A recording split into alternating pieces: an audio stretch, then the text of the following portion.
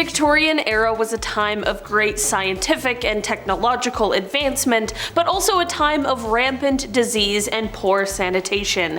From fevers that make you delirious to rashes that have your skin peeling off, here are 10 of the most horrible diseases that plagued people during this time. Tuberculosis, or as the Victorians called it, consumption, was like the grim reaper of the 1800s, snatching away lives left and right. This nasty bacterial infection primarily went after the lungs, turning them into a coughing, bloody mess. It spread like wildfire through the air, especially in the cramped and smoggy cities of the era. Symptoms were a persistent cough that wouldn't quit, fever that left you sweating buckets, and a gradual wasting away that earned the disease its nickname. Sadly, there wasn't much doctors could do back then, so consumption was often a death sentence. It didn't discriminate either, infecting rich and poor alike, although the cramped living conditions of the lower classes certainly didn't help. This quote, white plague cast a long shadow over the Victorian era, influencing everything from fashion, think pale skin and slender figures, to literature, think tragic, coughing heroines. So next time you see a Victorian painting of a pale, melancholic figure reclining on a chaise lounge, there's a good chance consumption is lurking somewhere in that picture. Cholera, the gut-wrenching terror of the Victorian era, was like a villain straight out of a horror story. This waterborne disease was absolutely ruthless, spreading like wildfire through contaminated water and food. Imagine the worst stomach cramps and diarrhea you've ever experienced, multiply it by 1,000, and throw in rapid dehydration just for good measure.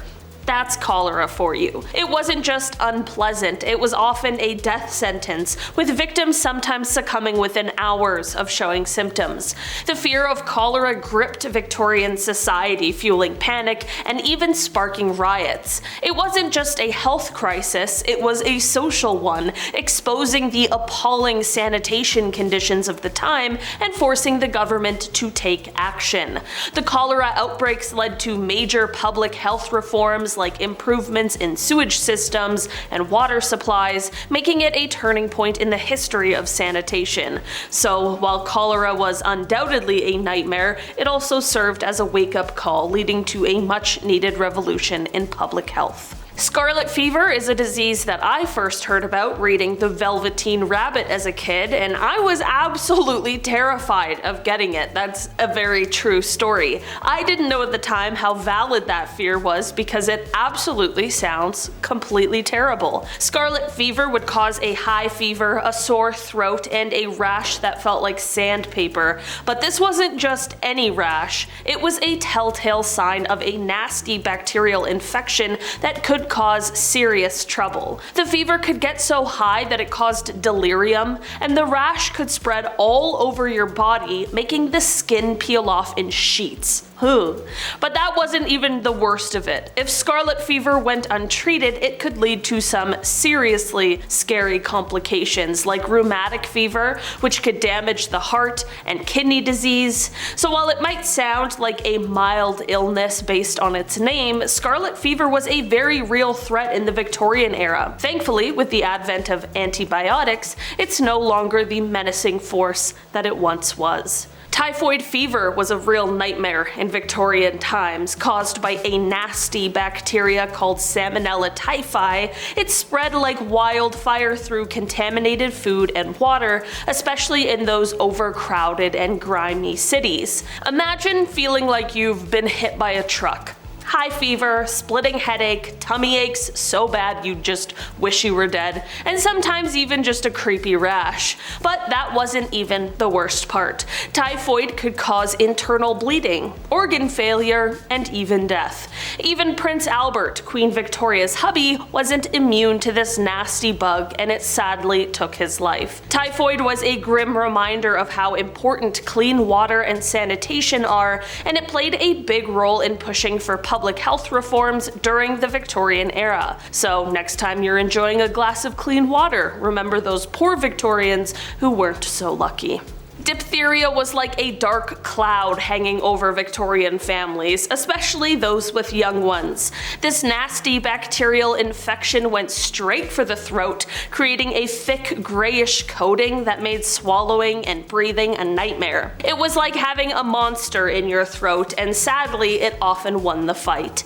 Young people were especially vulnerable, and for them, diphtheria was an uphill battle. But even if you survived, you weren't out of the woods. This nasty bug could also mess with your heart and nervous system, leaving lasting damage. So while the Victorians were rocking top hats and fancy dresses, they were also battling this terrifying disease that could snatch away their loved ones in a heartbeat. It's definitely a very good reminder of how far we've come with vaccines and just modern medicine in general. Thank you, scientists. I really appreciate it.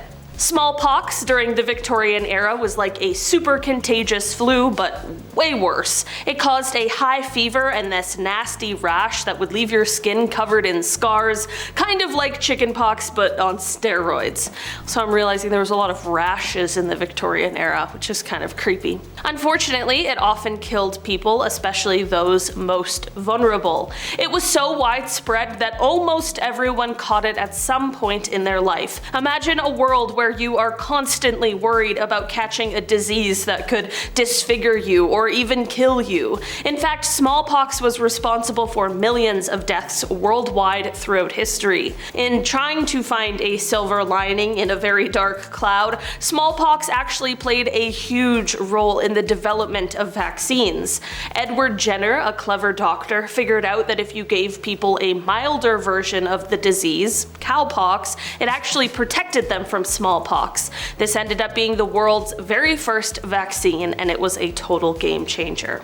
Measles, also known as rubeola, was a common childhood illness in the Victorian era. It started with a fever, a cough, runny nose, and watery eyes, making you feel like you had a really bad cold. But soon, the telltale red rash would appear, covering your body from head to toe. While most recovered just fine, measles could be serious, especially for those with weakened immune systems. It could lead to complications like pneumonia, ear infections, and even encephalitis, which is a brain infection. Sadly, some didn't survive. So while measles may seem like a mild illness today, thanks to science, it was a real threat back in the Victorian days. Whooping cough, or pertussis, is a nasty bacterial infection that would start like a common cold, but then it would take a turn for the worse. After a week or two, the coughing would become uncontrollable and sound like a whoop. Hence the name.